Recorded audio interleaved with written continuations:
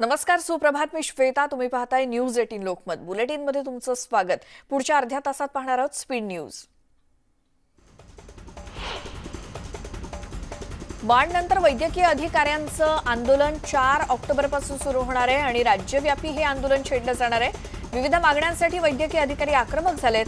कंत्राटी तत्वावरती पद भरू नका अशी मागणी सरकारी महाविद्यालयातील अधिकाऱ्यांनी केली आहे. राष्ट्रवादीचे नेते एकनाथ खडसे यांच्यावर ईडीनं कारवाई केल्याच्या चर्चेला उधाण आलेलं असतानाच एकनाथ खडसे यांनी जळगाव जिल्ह्यातील बोदवड इथे एका कार्यक्रमात उपस्थित राहून कार्यकर्त्यांशी संवाद साधला. याप्रसंगी बोलताना एकनाथ खडसे यांनी आता ईडीचा काहीही संबंध राहिलेला नाही, याबाबत न्यायालयात खटला दाखल केला असल्याचं ते म्हणाले. तसंच यावेळी आपल्याबद्दल अपप्रचार करणाऱ्या विरोधकांना एकनाथ खडसे यांनी धारेवर धरलं असून विरोधी पक्षनेते यांचं नाव न घेता निशाणा साधला. मनसे नेते अमित ठाकरे यांनी शिवसेनेवर थेट टीका केली. खड्ड्यांमुळे ट्रेननं त्यांनी प्रवास केला. लोकांना पास परवडत नाही, त्यामुळे नागरिकांना तिकीट देण्यास सुरुवात करावी असं अमित ठाकरे म्हणाले. शिवसेनेकडून अपेक्षा ठेवून काहीच मिळणार नाही. या पक्षाकडे इच्छाशक्ती नसल्याचं देखील अमित ठाकरे म्हणाले.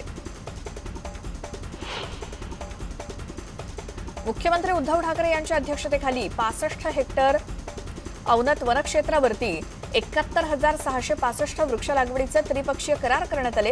यावेळी बोलताना मुख्यमंत्र्यांनी कॉर्पोरेट क्षेत्राला या कामात त्यांच्या सामाजिक दायित्व निधीच्या माध्यमातून सहभागी करून घेण्याचं आवाहन केलं. तसंच त्यांना वृक्ष लागवडीसाठी जमीन देण्यासाठी विभागवार जागेची निश्चिती करण्यात यावी असे निर्देशही वन विभागाला दिले. पंकजा मुंडेंची अचानक तब्येत बिघडल्यानं 2-4 दिवस ते आराम करणार असल्याची माहिती त्यांनी ट्विटरवरून दिली. फडणवीस पुढील 3 ते 4 दिवस मराठवाड्याच्या दौऱ्यावरती आहेत. यातच पंकजा मुंडे यांची अचानक तब्येत बिघडल्यानं त्या या दौऱ्यामध्ये सहभागी होऊ शकणार नाहीयेत. त्यामुळे आता राजकीय वर्तुळात चर्चांना उधाण आलंय.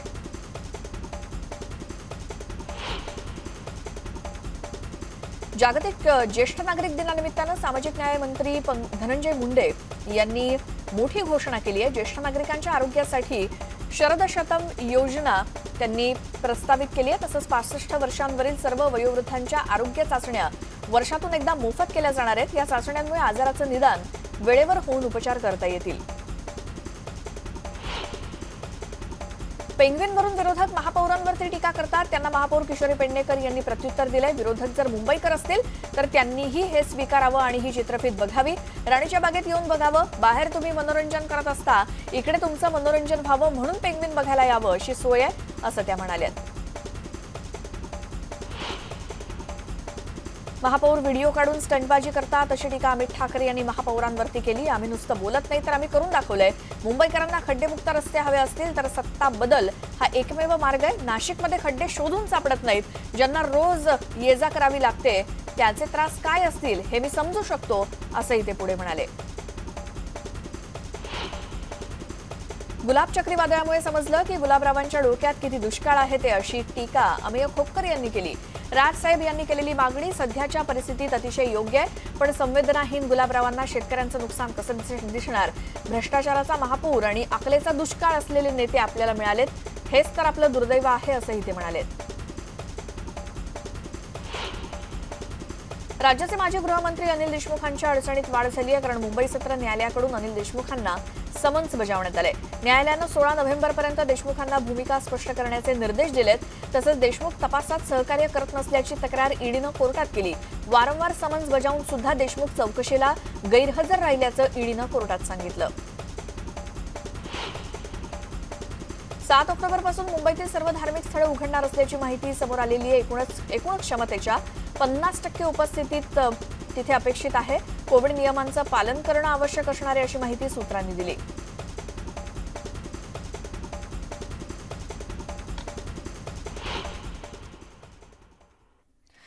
आज गांधी जयंती आणि थेट जाऊया दिल्लीमध्ये. राजघाटावर पंतप्रधान नरेंद्र मोदी उपस्थित आहेत.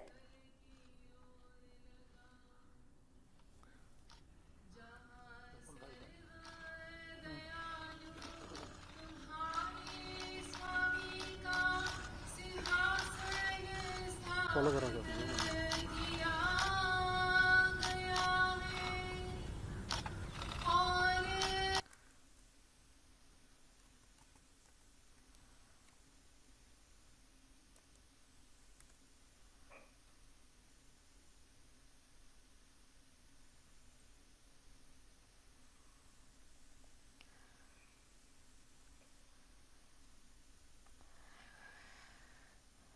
हे थेट दृश्य दिल्लीतल्या राजघाटावरची. तिथे पंतप्रधान नरेंद्र मोदी हे गांधीजींना त्यांच्या स्मृतींना अभिवादन करण्यासाठी उपस्थित होते. त्याचसोबत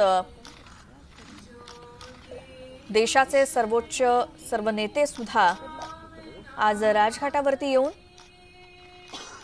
राष्ट्रपित्याला नमन करण्यासाठी दरवर्षीच 2 ऑक्टोबरला राजघाटावरती येत असतात. सर्वधर्म प्रार्थनेचं आयोजन तिथे करण्यात आलंय आणि अगदी साध्या पद्धतीनं काही मोजक्याच जणांच्या उपस्थितीत गांधी जयंती निमित्तानं राजघाटावर राष्ट्रपित्याला अभिवादन करण्यासाठी पंतप्रधान नरेंद्र मोदी नुकतेच येऊन गेले. त्यासोबत राष्ट्रपती रामनाथ कोविंद हे देखील तिथे येणार आहेत.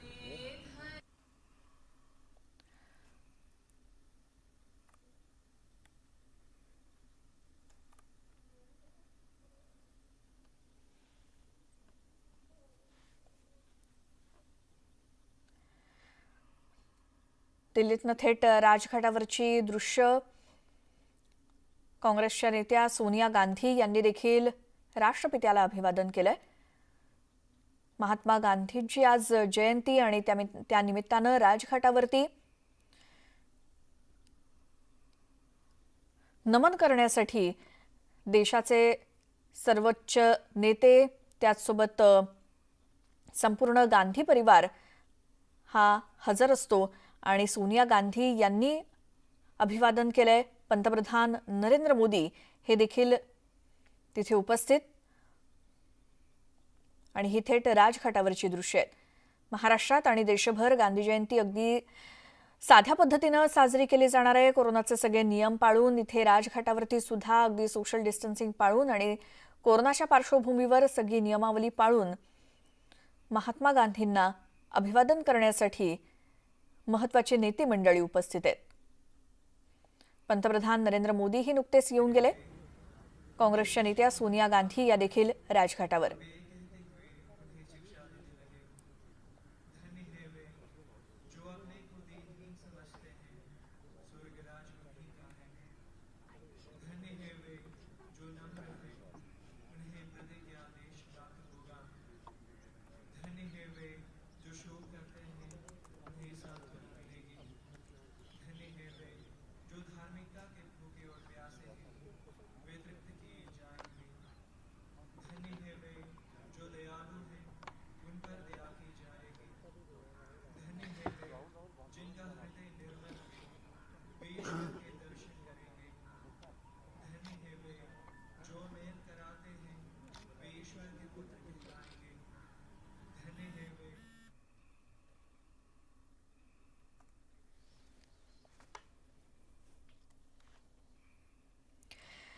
इतरही स्पीड न्यूज आपण पाहणार आहोतच. यासोबतच एक छोटासा ब्रेकची वेळ झाली आहे. पाहत राहा न्यूज 18 लोकमत.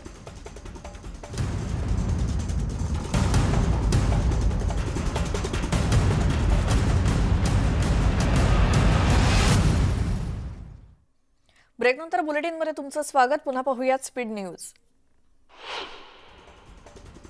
राष्ट्रपिता महात्मा गांधी यांच्या जयंतीनिमित्तानं वर्ध्याच्या सेवाग्राम आश्रमात विविध कार्यक्रमांचं आयोजन करण्यात आलंय. कोरोनाच्या पार्श्वभूमीवर अगदी साधेपणाने इथे कार्यक्रम होणार आहेत. इथे प्रार्थना, रामधून त्याचसोबत ग्रामसफाई आणि अखंड सूत कताई केली जाणार आहे. या सर्व कार्यक्रमानंतर दुपारी 3 वाजता राज्याचे राज्यपाल भगतसिंह कोश्यारी बापू कुटीला भेट देतील. या कार्यक्रमाच्या वेळी कोरोनाचे सगळे नियम पाळण्याचं आवाहन नागरिकांना करण्यात आलंय. वाशिम जिल्ह्यात मुसळधार पाऊस पडतोय. जिल्ह्यातील मालेगाव, मंगळूरपीर, रिसोड, वाशिम, कारंजा या शहरांना पावसानं झोडपून काढलंय. पहाटे 3 ते 3.5 तास सोसाट्याच्या वाऱ्यासह विजांच्या कडकडाटात पडलेल्या अतिमुसळधार पावसानं शेतीचं प्रचंड नुकसान केलंय. मंगळूरपीर तालुक्यातील कोठारी, चेहेल, धानोरा आणि स्वाशींसह वादळी पावसासह गारपीट सुद्धा झाली. आधीच अतिवृष्टी आणि पुरामुळे जिल्ह्यातील काढणीला आलेल्या सोयाबीन, तूर पिकाचं मोठं नुकसान झालंय आणि शासनानं शेती नुकसानीची सरसकट भरपाई द्यावी अशी मागणी शेतकरी करतायत. जळगाव जिल्ह्यातील भुसावळ नजीक राष्ट्रीय महामार्ग क्रमांक 6 वर रात्री 1:30 ते 2च्या सुमारास ट्रॅव्हल्स आणि पिकअप व्हॅनची समोरासमोर धडक होऊन भीषण अपघात झाला। यात एकाचा जागीच मृत्यू झालाय, 3 जण गंभीर जखमी झालेत। ट्रॅव्हल्समधील अनेक प्रवासी किरकोळ जखमी झालेत। जखमींना तातडीनं जिल्हा सामान्य रुग्णालयात हलवण्यात आलं। काही प्रवाशांची पोलिसांच्या वतीनं भुसावळ इथे राहण्याची व्यवस्था करण्यात आली आहे। डॉबरमॅन जातीच्या एका श्वानाचे एका डॉक्टरनं मुळापासून कान कापल्याचा धक्कादायक प्रकार समोर आलाय। या प्रकरणी सांगलीतील डॉक्टरवर संजयनगर पोलीस ठाण्यात गुन्हा दाखल झालाय। राहत फॉर अॅनिमल या संस्थेच्या वतीनं हा गुन्हा दाखल करण्यात आला असून सुंदर दिसण्यासोबतच स्पर्धेत नंबर मिळवण्यासाठी हा अघोरी उपचार करण्यात आलाय। सांगलीतील राजपूत कॉलनी इथे राहणाऱ्या एका डॉक्टरनं स्वतःच्या 3 महिन्याच्या डॉबरमॅन कुत्र्यावर अघोरी उपचार केल्याचा प्रकार समोर आलाय। डॉक्टर सुनील कोल्हे असं डॉक्टरचं नाव आहे। डॉक्टर माणसाचा डॉक्टर आहे, मात्र त्यांनी आपल्या श्वानावरती हे अघोरी उपचार केलेत। दौंड तालुक्यातील राहू गावच्या हद्दीत तरुण मेंढपाळाचा वीज अंगावरती पडून दुर्दैवी मृत्यू झाला। 18 वर्षीय सचिन आबासाहेब करहे याचा भरणे वस्ती इथे मेंढपाळाच्या कळपासह मेंढ्यांच्या कळपासह मुक्काम होता। संध्याकाळी मेंढ्यांसाठी वाघर लावण्याचं काम करत असताना या तरुणाच्या अंगावरती वीज पडली। स्थानिकांच्या मदतीने उपचारासाठी राहू प्राथमिक आरोग्य केंद्रामध्ये दाखल करण्यात आलं, मात्र तोपर्यंत या तरुणाचा मृत्यू झाला होता। चंद्रपूर जिल्ह्यातील सिंदेवाही तालुक्यातल्या नवरगाव परिसरात पावसासोबत विजांचा कडकडाट अनुभवायला मिळाला, त्यामुळे काही काळ या भागात भीतीचं वातावरण होतं। याच दरम्यान आलेसूर गाव परिसरात वीज पडल्याची घटना घडली। आलेसूर परिसरात शेळ्या चरण्यासाठी सोडण्यात आल्या होत्या आणि अचानक कळपावरती वीज पडल्यानं 26 शेळ्या दगावल्या। राखणदार सुरक्षित ठिकाणी असल्यामुळे बचावला।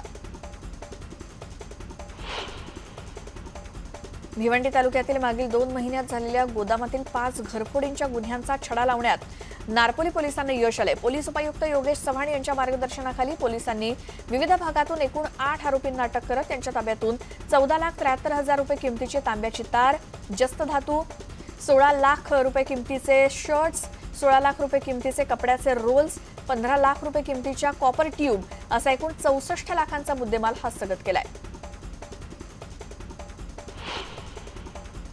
भिवंडी महानगरपालिका क्षेत्रात अनेक गृहनिर्माण सोसायट्यांमध्ये जमा होणारा ओला आणि सुका कचरा याचं विलगीकरण करून तो जमा करता यावा, याकरता तब्बल 4,500 कचरा कुंड्यांचं वितरण गृहनिर्माण संस्थांना करण्यात येणार आहे। त्यांचा शुभारंभ आणि त्यासोबत कचरा गोळा करणाऱ्या 3 यांत्रिक कॉम्पॅक्टर यांचा लोकार्पण सोहळा महापौर प्रतिभा विलास पाटील यांच्या शुभ हस्ते आयुक्त सुधाकर देशमुख आणि पदाधिकारी इत्यादींच्या उपस्थितीत पार पडला। राज्यभरातील खासगी ट्रॅव्हल्स मालकांनी लातूरात एकत्र येत जिल्हाधिकारी कार्यालयावरती ट्रॅव्हल्स रॅली काढून आंदोलन करून आपल्या मागण्या शासन दरबारी मांडल्यात। कोरोना काळात सर्व टॅक्स माफ करण्यात यावेत, ई चलन, आरटीओ मेमो, आरटीओ कारवाईच्या नावाखाली प्रवासी वाहतूक करणाऱ्या वाहनांवरती अन्यायकारक कारवाई थांबवावी, फायनान्स कंपनीकडून होणाऱ्या गुंडगिरीला अटकाव करून व्यावसायिकांना अभय देण्यात यावं, पोलीस आणि आरटीओ यंत्रणांनी केवळ शिक्षा करणं या उद्देशानं न वागता प्रबोधन आणि शिक्षण या माध्यमातून अपघात कमी करण्यासाठी प्रयत्न करावा, यासह इतर अनेक मागण्यांसाठी हे आंदोलन करण्यात आलं। कोरोनाबाधितांच्या दैनंदिन रुग्णसंख्येत घट पाहायला मिळते। राज्यात शुक्रवारी 3,105 नव्या कोरोनाबाधितांची नोंद झाली, तर 3,164 रुग्ण कोरोनामुक्त झालेत। राज्यात आतापर्यंत 63,74,892 रुग्णांनी कोरोनावर मात केली आहे, ज्यामुळे राज्यातील रुग्ण बरे होण्याचं प्रमाण 97.27% झालंय। गुजरातच्या जामनगरमध्ये रिलायन्स फाउंडेशनच्या वतीनं गुरु गोविंद सिंह रुग्णालयात 230 बेड्सचं ई-उद्घाटन गुजरातचे मुख्यमंत्री भूपेंद्रभाई पटेल यांच्या हस्ते झालं। गुजरातमधील हे पहिलं पूर्णतः बालरोगांसंबंधीच्या विकारांवरती उपचार करणारं रुग्णालय असून या उद्घाटनाला मुख्यमंत्र्यांसह राज्याचे मंत्री, स्थानिक आमदार, खासदार आणि गुजरात सरकारचे वरिष्ठ अधिकारी उपस्थित होते। कर्णधार के.एल. राहुलनं केलेल्या अर्धशतकाच्या जोरावर पंजाब किंग्सनं इंडियन प्रीमियर लीगमध्ये कोलकाता नाईट रायडर्सचा 5 गडी राखून आणि 3 चेंडू राखून पराभव केला। बॉलिवूड क्वीन कंगना रनौत ही आपल्या वक्तव्यांमुळे नेहमीच चर्चेत असते। नुकतंच कंगनानं उत्तर प्रदेशचे मुख्यमंत्री योगी आदित्यनाथ यांची भेट घेतली। उत्तर प्रदेशचे माननीय मुख्यमंत्री योगी आदित्यनाथजी यांना भेटून आश्चर्य वाटलं। ते अतिशय प्रेरणादायी आहेत, ते तरुण, ज्वलंत आणि राष्ट्राच्या सर्वात लोकप्रिय नेत्यांपैकी एक आहेत, असं कंगनानं योगी आदित्यनाथ यांची भेट घेतल्यानंतर म्हटलंय।